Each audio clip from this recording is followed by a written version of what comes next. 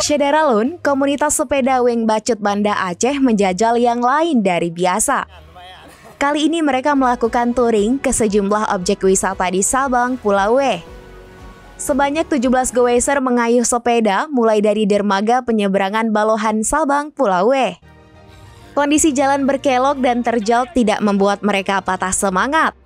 Segala rintangan terbayar lunas kala pesepeda sampai di air terjun Pria Laut. Air terjun ini terletak di Gampong Bateso, Kota Sabang.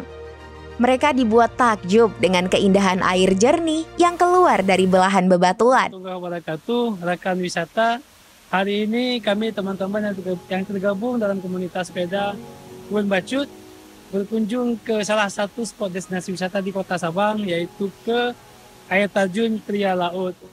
Untuk masuk ke lokasi ini, pengunjung tidak dipungut biaya apapun alias gratis. Kemudian komunitas Weng Bacut menuju Monumen 0 km Indonesia.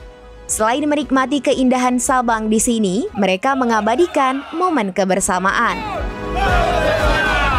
Download Tribun X sekarang, menghadirkan lokal menjadi Indonesia.